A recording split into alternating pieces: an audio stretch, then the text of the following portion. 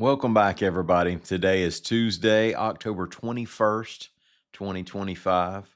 Now, fans of 80s movies, if you're just geeky enough, will recognize October 21st as Back to the Future Day. Now, remember that real time for Marty and Doc was 1985.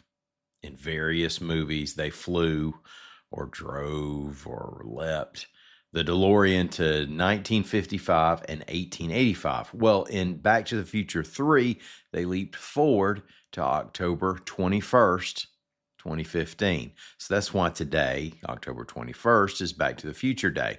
And I mention it here to point out that we've gotten so old that today we're 10 years beyond the most futuristic Back to the Future date in the franchise. And by the way, we're almost 6 years beyond when the original Blade Runner was set.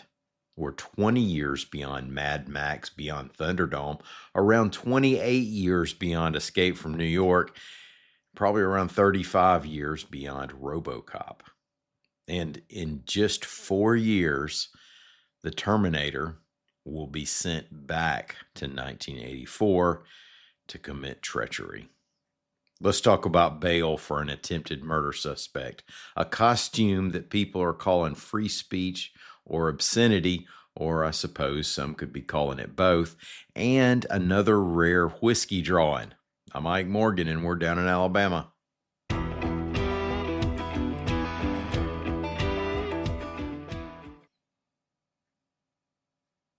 This episode is brought to you by LifeLock. It's Cybersecurity Awareness Month, and LifeLock has tips to protect your identity. Use strong passwords, set up multi-factor authentication, report phishing, and update the software on your devices. And for comprehensive identity protection, let LifeLock alert you to suspicious uses of your personal information.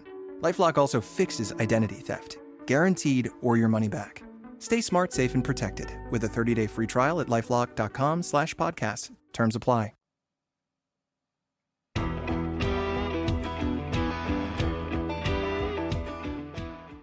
A suspect in the recent downtown Montgomery mass shooting is out on bond, and Governor Kay Ivey has voiced her displeasure, reports AL.com's Carol Robinson.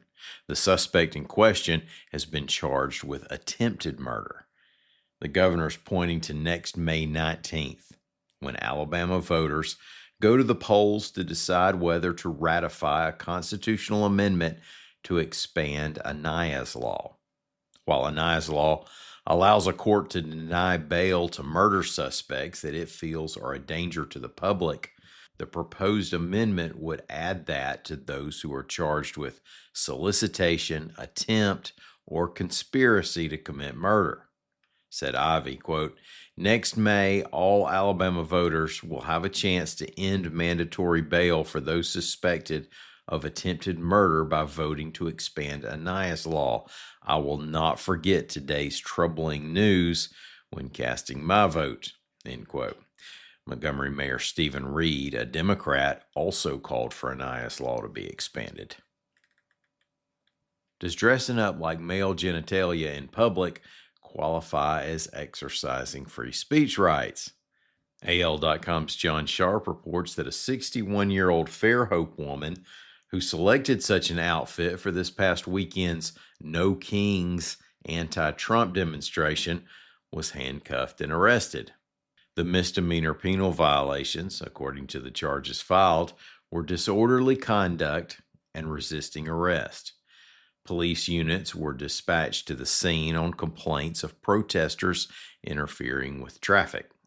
Said lawyer David Guestpass, who's representing the woman, quote, "People should not be subject to violent overreach by police just because they exercise their right to free speech in ways that are controversial or impolite."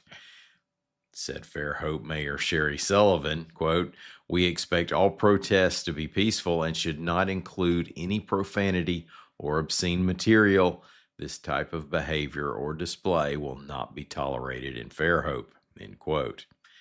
Now, there's no indication yet that the costume is part of an adult Halloween 25 trend, but interested parties should be careful while performing any internet searches that'll affect your algorithm results for months.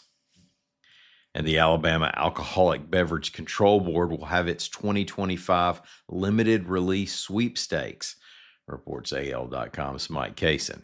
Now, this is an event for those with a taste for rare whiskey and perhaps a willingness to part with a small piece of your kid's inheritance. Among the spirits up for grabs this time is the very sought-after Pappy Van Winkle brand of bourbons, which can cost hundreds of dollars a bottle or more. Those 21 and over can register for the sweepstakes through October 26th. The drawing will be October 27th. Winners will be notified October 9th, and the event will be December 13th. Now, winning the drawing doesn't necessarily mean you get your special bottle. The booze will be sold on a first-come, first-served basis to those, obviously, who won the drawing first. After sweepstakes winners finish their shopping, whatever's left will be available for folks in the walk-up line. Participating stores are in Auburn, Madison, Mountain Brook, Fairhope, Theodore, Tuscaloosa, Montgomery, and Leeds. 150 spots are available. If it's your thing, check out the ABC Board's website for more information on registration. Now, if y'all haven't and you're willing to, leave us a rating on whatever app you use. I'd sure appreciate it. But most of all, thanks for playing us in your homes and cars and classrooms. We'll be back in the morning. Y'all come see us whenever you want to on the World Wide Web at AL.com.